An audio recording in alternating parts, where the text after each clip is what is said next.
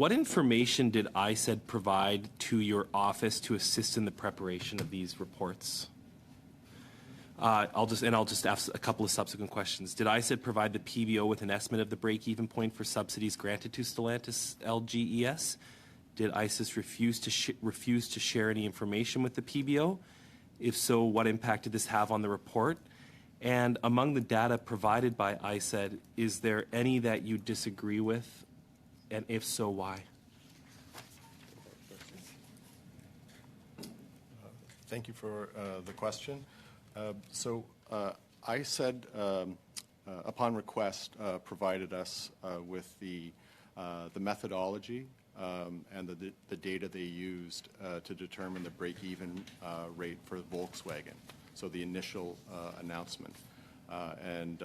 Based on their numbers, they came up with a break-even rate of 3.3 years, and that was consistent with the government's less than 5-year payback that the minister made.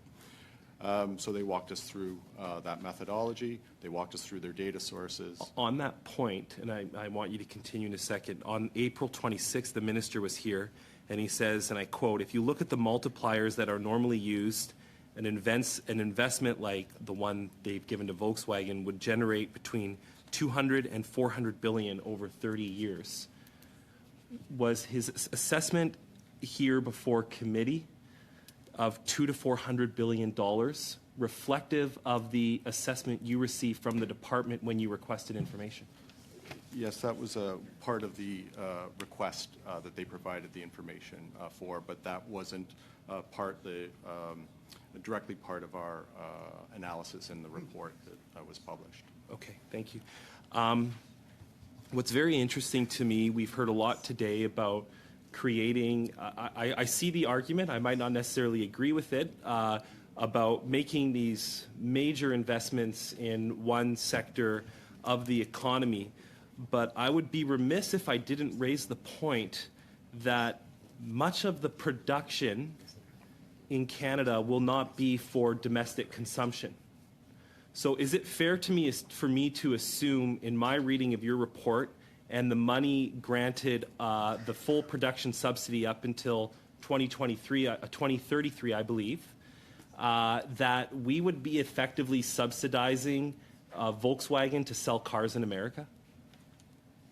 Given the highly integrated nature of the auto sector, that's quite likely, because personally I don't know of any plans to build an EV assembly plant by Volkswagen. So very likely the batteries built in the Volkswagen battery plant will be shipped to the US, where they do assemble EVs or have plants. So that could end up subsidizing batteries that will be assembled in the US. In your analysis, did you consider the overall cost of an automobile and what proportion of the cost of an automobile is directly related to the battery? Or maybe I'll rephrase that. What proportion of an electric car, what proportion of the cost of an electric car is solely attributed to the battery? The estimates vary depending on exactly the type of car, high-end cars or mid-range, but it's between 25 and 40% of the cost of a car that's related to the batteries. 25 to 40. So is it wrong for me to assume that the government of Canada, for whatever reasons, has made an investment or given Volkswagen up to $13 billion, and as part of that agreement, we will be subsidizing the sale of Volkswagen cars to American or Mexican citizens up to 40%? I wouldn't say that the subsidies itself would represent up to 40% of the car. So to have a sense of proportion, we need to know what would be the cost, the production cost of Volkswagen, and we don't have that information. So what proportion of the subsidies will be covering, or what will the subsidies cover in terms of percentage of the cost of the batteries? Okay, but we do know that the full cost of production is being subsidized by the government of Canada as a part of the contract signed between Volkswagen and the government of Canada. And so that's a fact, correct? That is a fact. That's in the contracts. It's a subsidy per unit produced. Okay, and up to 100% at certain times in the first 10 years of production. Up to 100%, I think, and it Scales starts to down. scaling down to reach zero by the end of 2032. Okay.